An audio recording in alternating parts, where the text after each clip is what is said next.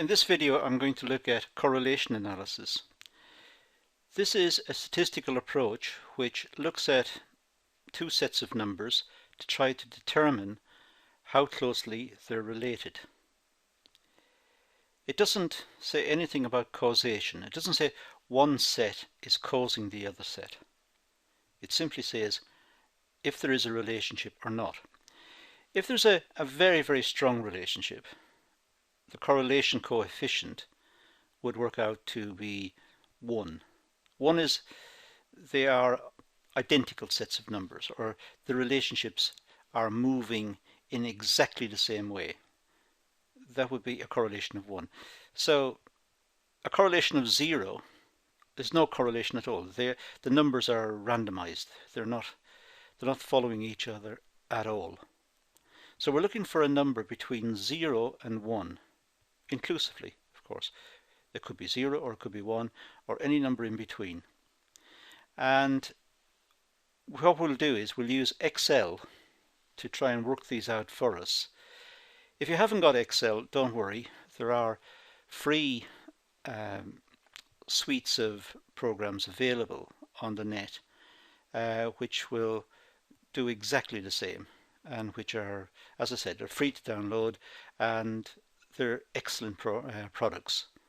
So if you haven't got Excel, you can get a free one downloaded, and I'll make the addresses for these available in the class notes elsewhere. But for the moment, this is what we're going to attempt to do. So we'll start by looking at this set of numbers here. We'll say there are 25 students, beg your pardon, 25 students, and they each do an examination in mathematics and science. Now, for some reason, mathematics is marked out of 200. Perhaps there are two exams of 100 each, and they're added together. And science is marked out of 6. That was the rule for the examination, and we will follow it. A test or an examination marked out of 6. 6 is the highest score. And what we want to do is to see how these two are related. Now, I've drawn or inserted, I should say, the chart showing these two relationships. I should show you how to get the chart, I suppose. Let's just delete that for a moment. To work out the chart, it's very, very simple. We just highlight the numbers we want here. We go to Insert, we'll go to Scatter, and we'll pick this one here and move it across. And this is the chart we just had a moment ago. As you can see, the chart shows the variability in mathematics and the variability in science. In fact, that science one is not good. You can't truly see the peaks and troughs of the graph.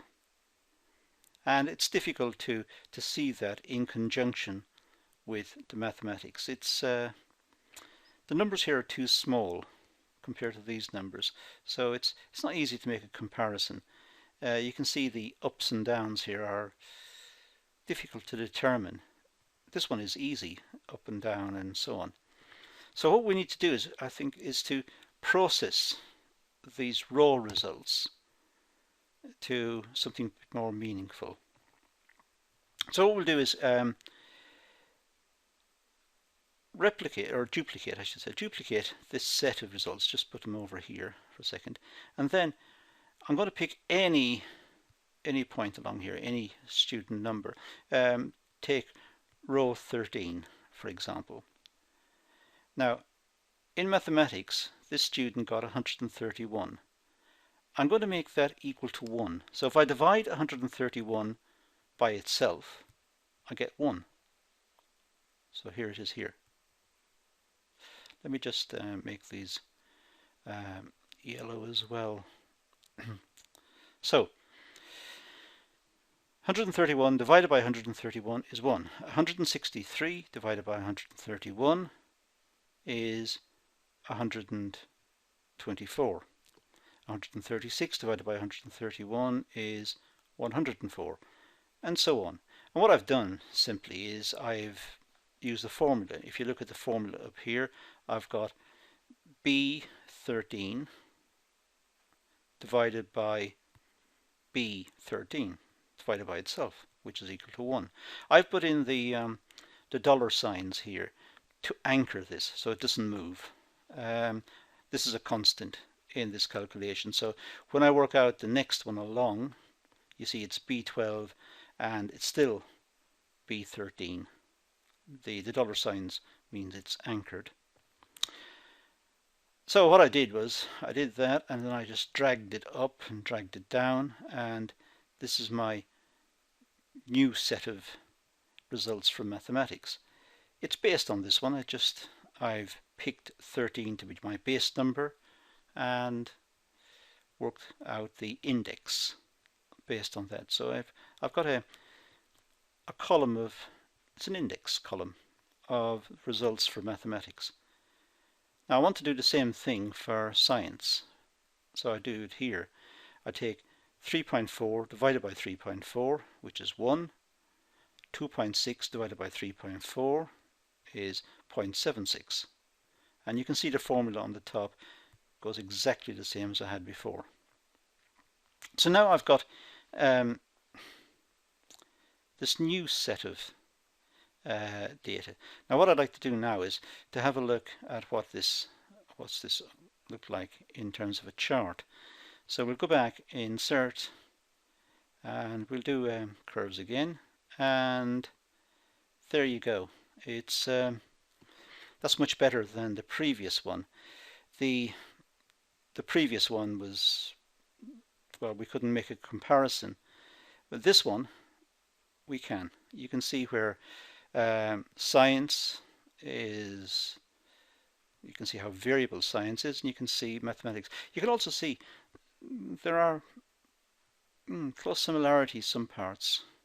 Here it's not, here it's good, here they're matching, here it breaks down a little, here it's matching but it's not exactly the same, but it is matching. The little dip is the same as on here. Anyway, so there we've got the comparison. Now what I want to do is to get rid of that for a second. I want to compare mathematics and science together to see what they look like. So I'm going to do yet another little graph. Take scatter diagram, and I'll take here as well, and put it in. That does not look pretty. That looks pretty bad. If I try to clean that up,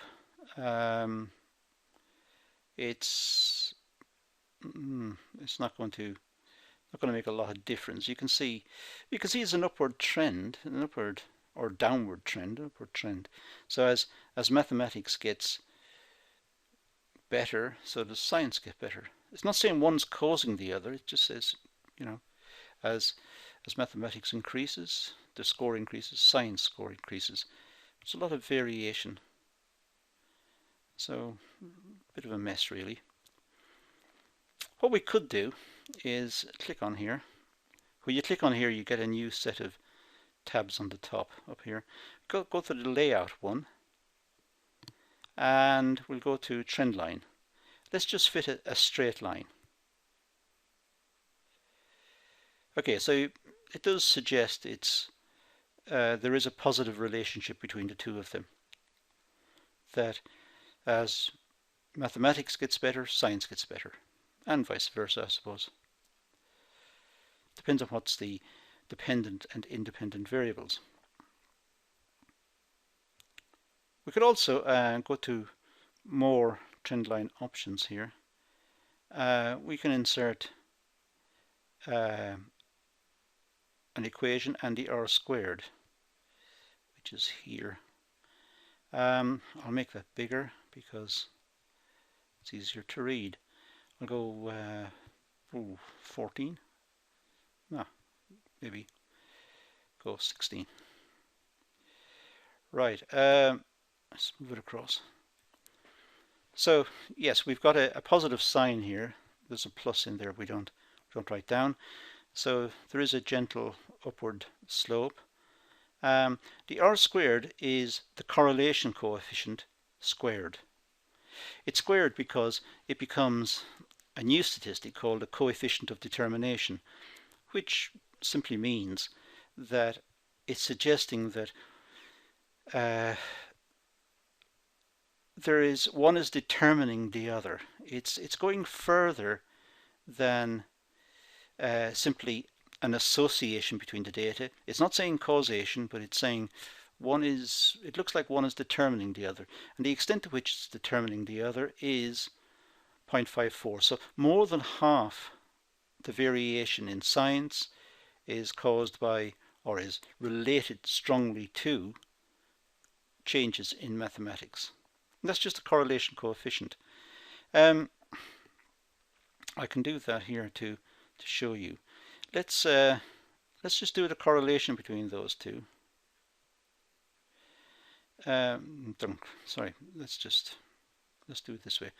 Okay, we'll go to here, insert a function, and we'll go to statistical, and then we'll come down to correlation BC correl. Now it's asking me for the numbers here, so I'll put in it's F2, so F2 colon F2 26 to F26, and the second array is G, so it'll be the same, so G2 colon G26, and that's the correlation coefficient. So that is the correlation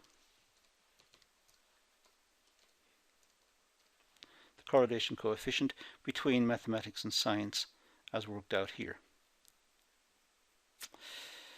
We want to get that one, so what we'd do is we'd square that. We'll just put it over here.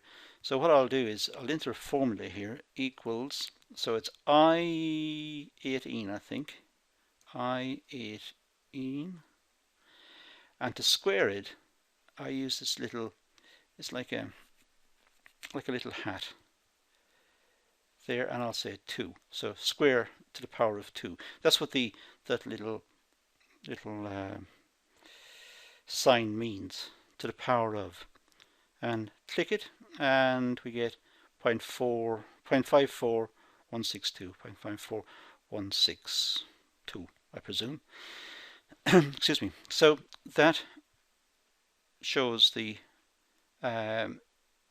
correlation coefficient is just that one. So you can do it just using the fx approach, or you can actually work it out using the trendline approach. So that's how we would work out correlation coefficients in practice using a spreadsheet.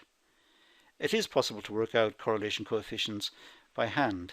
It's very complicated and very messy.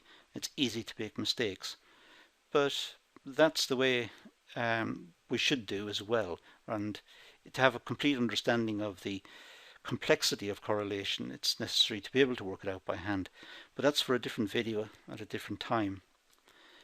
As far as we're concerned here, we can use the facility of the spreadsheet to do it. Many calculators also enable us to do this. So that's our brief look at correlation. We'll conclude there. So many thanks for watching.